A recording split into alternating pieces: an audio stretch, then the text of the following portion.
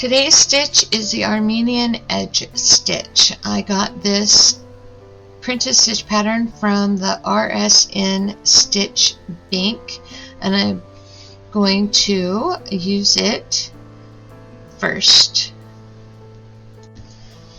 It turns out this is not the same version of the Armenian edge stitch that Christine uses in her video, which I didn't realize when I found this stitch. Mine is slightly different than what she uses, but that's okay. It's a stitch sampler, so it's nice to have different versions of the same stitch in your fabric dictionary.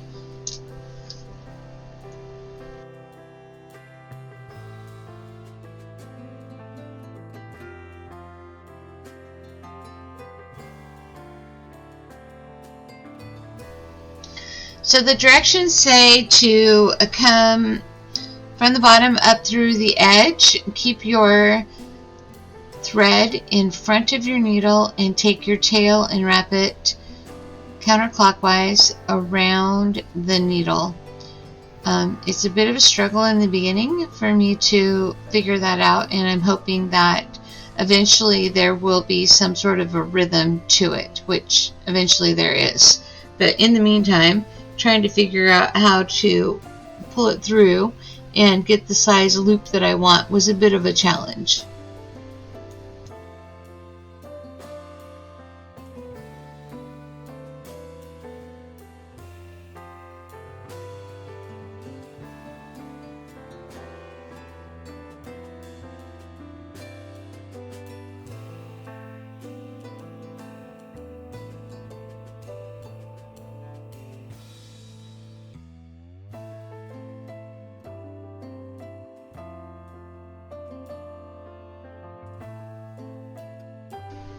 I am really new to embroidery, and this is like my 4th or 5th stitch that I'm learning to do, and it's at this point that I realize that trying to be consistent with my stitch length while trying to learn the stitch at the same time is a bit above my ability. So I'm using my Friction pen to give me a consistent bottom length as well as a consistent width of my stitches. The only thing I don't like about my Friction pen is that I find on some of my fabrics it leaves a little bit of a white line after you iron it off, and I don't know if that's because I'm drawing too hard, or it's just the fabric, or just the nature of the pen. Something I will have to investigate. But in the meantime, this is me making my stitches consistent so that I don't have to think about where they go as well as how to make them.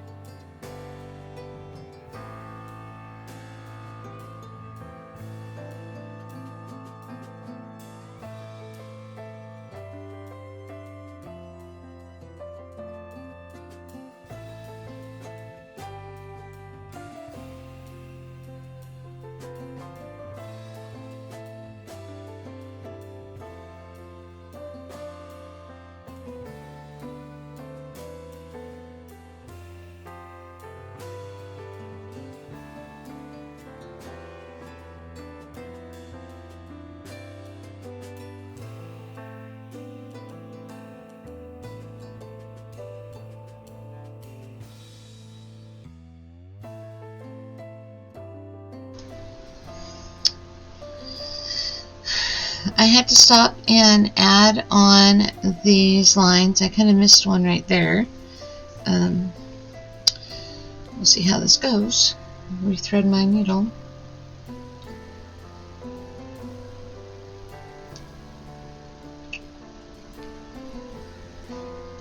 Just before I paused this and tried to figure out how to add my audio back to my video, I forgot a step and had to undo one of the stitches. I guess I should have figured out how to add the audio before I started, but I did not. There we go. Okay, let's try again. Insert the needle here, pop out up there. This goes across the front, this goes around the back anti-clockwise. Pull it through, straighten it up a little bit.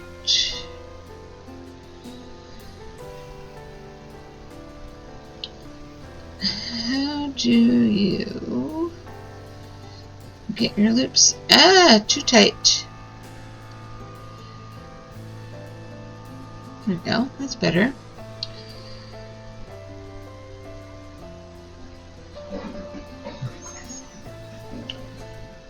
This one is difficult.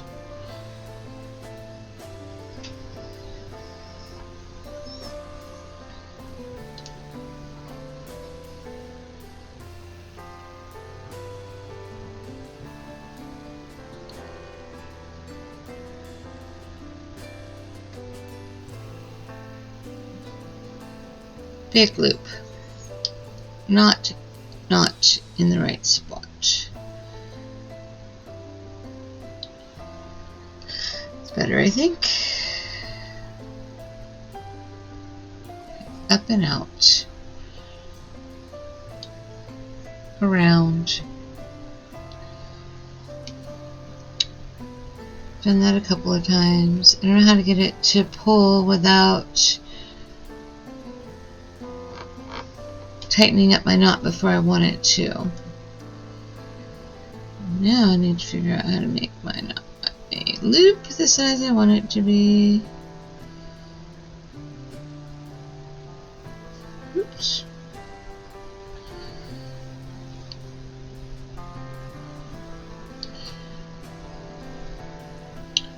So I am learning this from this paper, but also from Create and Craft with Christine, and I have not watched her entire video yet, but she said that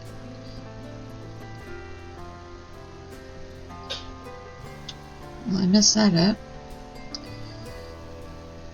Let's try that. That's not right at all, but we'll see if it works. She said that this was really hard for her, and so maybe I should not beat myself up too much about it. There is no knot there. Out you go. I believe this would be the equivalent of frogging when you're doing knit or crochet.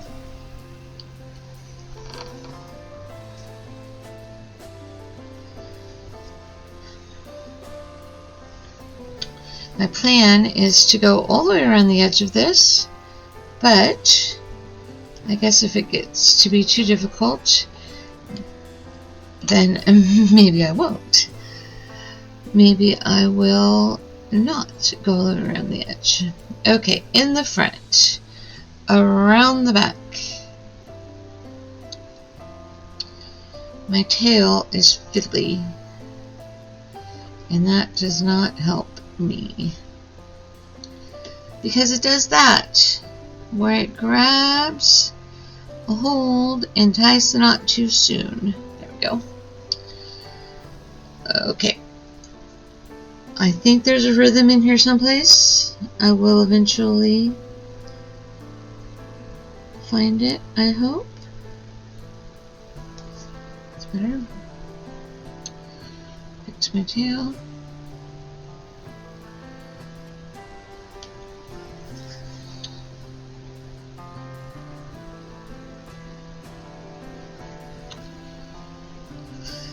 It's called slow stitching for a reason, because you go slow. Which way do I want to pull this?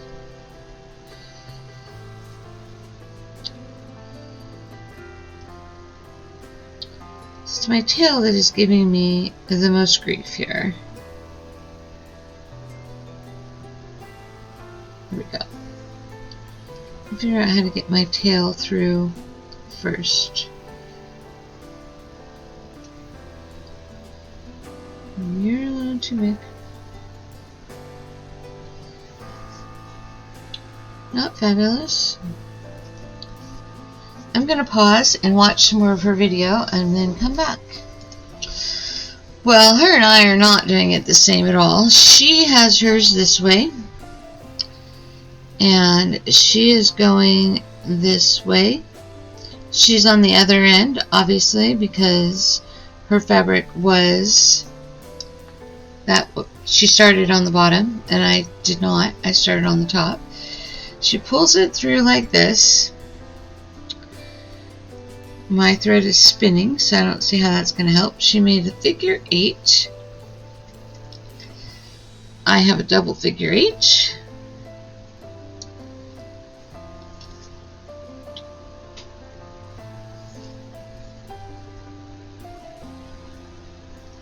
I think I need to go the other way with my figure 8.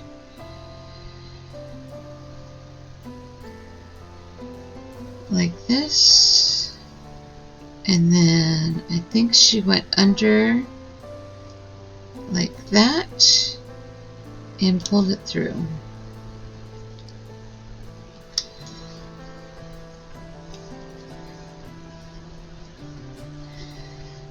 Resulting in a massive loop for me.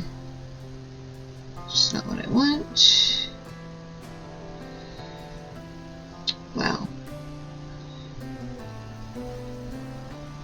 Wow, I can't control the loop at all doing it this way. I don't know where it's pulling from. I'll turn it around, make my loop a little smaller.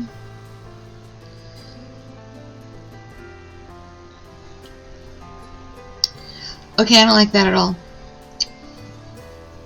I don't like that at all. Maybe that's why she's so frustrated. I'm going to pull this one out and go back and watch the rest of her video and then decide which way I want to do it. But so far I'm going to say I'm not doing it that way because that was difficult.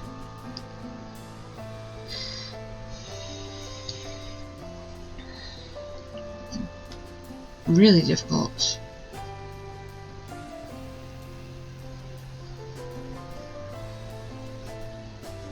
Alright, I'll be right back after I watch. Okay, I finished watching her video and her stitch is nothing like mine. It's very different. Maybe I'll try hers on the edge to see. What I figured out for me though, because I did a few stitches while I was watching, is that if I pinch right here, I don't have as much trouble. Oh, well, on the other hand, help if I actually made the stitch. If I pinch right there, it's easier for me to pull the whole thing through without my tail getting tangled up. Let's try that again. Her stitch is really different than mine. It's not, but it is. The way she constructed it was really different than mine. Hers is also considerably more spread out than mine is. I did mine pretty tight, I guess. So I'm thinking across the bottom, I will do the same stitch, but I will do it with a bigger gap spacing to it. That way I can experience that also. So the hardest thing for me is to get the knot on the edge rather than down here on the front of the fabric. But it's cute. I like it.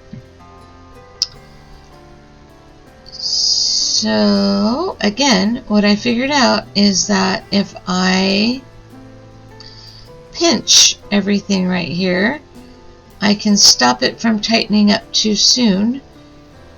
And then right when I get to the end, I can see how big my loop is, if it's the size I want, and then tighten it up. One more. And then I will finish this, and then we'll come back and figure out what I'm going to do next. It does have rhythm. I just was struggling to find it. On the other hand, I have never embroidered before, and this is what, my 4th or 5th stitch that I'm learning, so I guess I shouldn't beat myself up too badly about that. I do enjoy it very much. Okay, I'm going to pause and get to the end and then decide what I'm going to do next. Either the bottom or do the edges the way she did hers, which kind of produced a different result, I felt. I'll be back. Okay, I've drawn my lines a little bit farther apart and see how it looks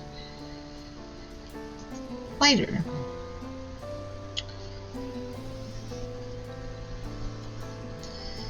And the question becomes, when you do it wider, do you also want a bigger loop than you had here, or do you want a similar loop, or what do you want? I keep dragging some of my backing through it, or why?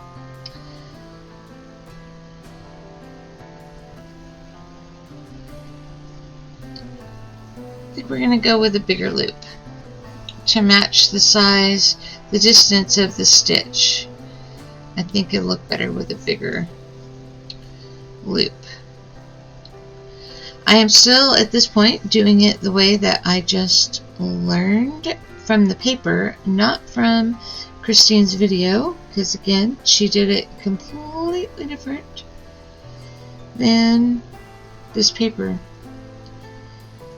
And I presume, like with all things, there is more than one way to get it done.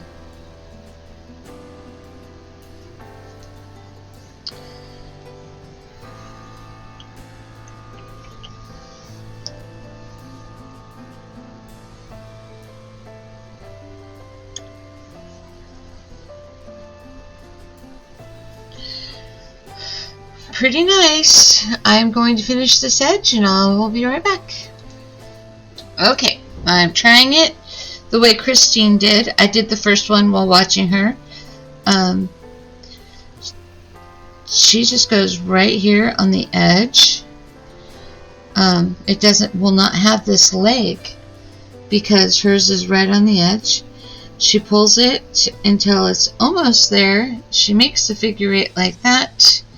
And she goes through like that.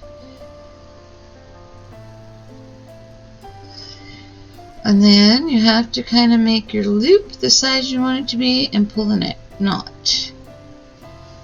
Let's do another one.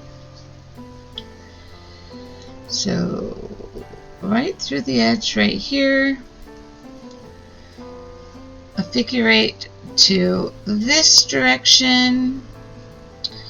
Needle under there, through there, and pull.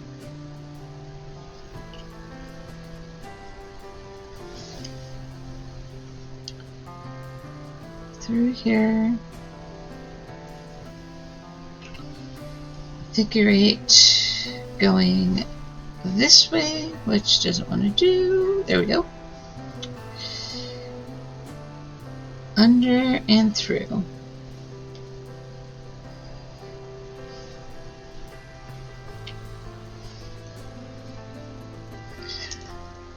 I don't know, they're almost 2 different stitches. I am going to finish this up. I'm going to do the other side matching hers and then iron off my ink, and we'll come back and compare. Okay, I finished it. The top and the bottom are from these sets of instructions, which I got off the internet. I'll have to figure out where I got it from. It doesn't say on it, but I'll figure out where I got it from and I'll put it on my video. These are from Christine's Stitch Along, and the main difference is, besides how you hold your fabric, these have a leg, and these come right off of the edge. So I guess it matters most what look you are looking for. I didn't find hers to be too difficult once I found the rhythm of it. I did them wider on this end like I did on that side, and shorter on this end like I did on that side, just to see the difference. So there is my Armenian edge sample for my A to Z stitch book.